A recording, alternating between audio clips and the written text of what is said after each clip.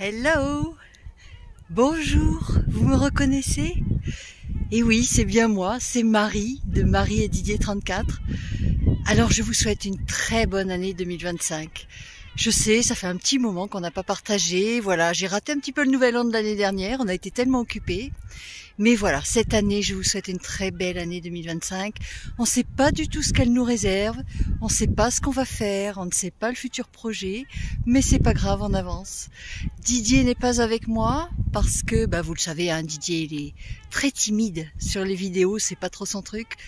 J'arrivais à l'attraper de temps en temps, mais bon, c'est pas gagné à chaque fois. Bon, il fait très beau, mais ça caille, hein. Il fait froid, il fait 2 degrés ce matin. Donc il faut être motivé pour sortir. En tout cas, on n'a vraiment pas à se plaindre parce qu'on a un cadre de vie qui est incroyable, exceptionnel.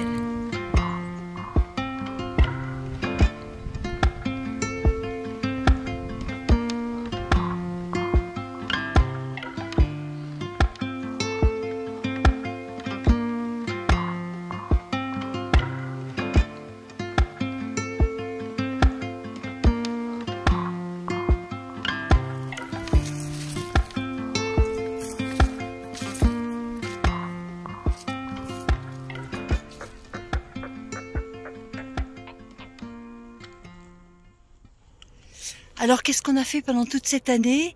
Eh bien, Didier a repris un peu son travail, la mécanique, les mains dans le cambouis, voilà. Et puis moi, j'ai développé mon activité de bien-être. Donc je vends des articles zen, des articles de relaxation, de massage dans les salons bien-être un petit peu partout dans la région. Voilà, je me régale en attendant de développer un autre projet.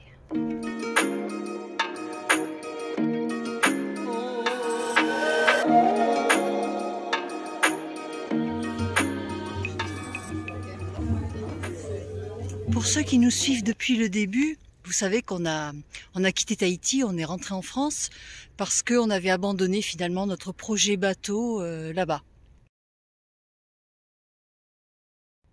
Je m'étais pas trop étalée sur le sujet, j'avais pas trop développé parce que j'avais pas envie de faire des polémiques ou quoi que ce soit.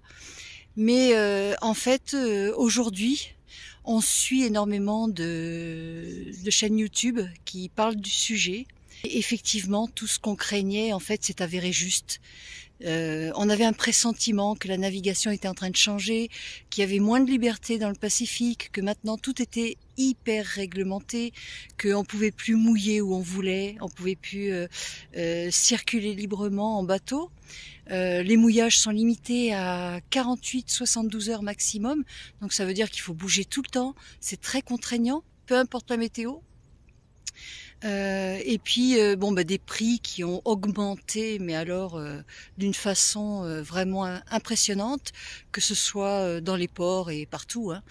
Donc du coup ça avait vraiment remis en question tout notre projet, et on se rend compte avec le recul que notre décision était la bonne, parce qu'aujourd'hui beaucoup de gens en Polynésie sont contraints finalement de revendre les bateaux. Le climat aussi sur place, les tensions avec les riverains, les locaux, voilà, ça s'est un petit peu dégradé quand même, les relations avec les bateaux, les voiliers.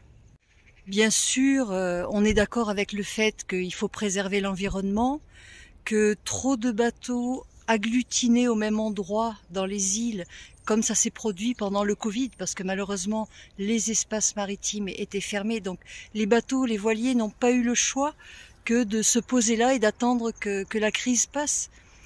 Et c'est ce qui a finalement envenimé les choses, c'est que les riverains, c'est normal, les habitants du coin se sont retrouvés avec la vue complètement bouchée par tous ces bateaux. Maintenant, comme toujours, quand il y a des abus, quand il y a des épaves qui sont abandonnées partout et qui polluent, qui salissent le lagon, bien c'est normal que les gens soient révoltés. Ça, je suis d'accord avec ça. Mais c'est quand même dommage que les voiliers respectueux payent pour tous ceux qui ne l'ont pas été.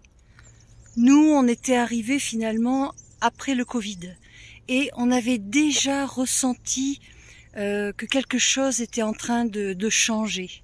Surtout Didier, qui est quelqu'un de très intuitif. Je ne sais pas. Il m'a dit, je le sens pas. Alors finalement, on s'est dit bon bah écoute, c'est pas grave, on rentre en France et puis on essaiera de poursuivre le projet en Méditerranée. Donc aucun regret finalement d'avoir traversé toute la Polynésie à moto, comme on a fait, en mettant la moto sur le ferry. Et finalement, je pense que c'était peut-être la façon la plus sereine de profiter. Malolo, allez, en piste.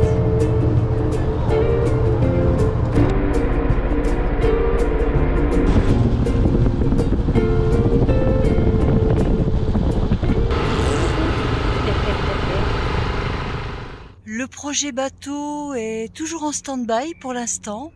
On essaye de trouver des solutions. On ne sait pas du tout comment on va faire parce que beaucoup de choses ont changé ici aussi en Méditerranée. Les prix ont beaucoup augmenté dans les ports. Donc voilà, on continue de se renseigner, de trouver les meilleures solutions pour repartir du bon pied. On verra bien ce que 2025 nous réserve. Voilà, je vous souhaite une très belle journée et encore une bonne année.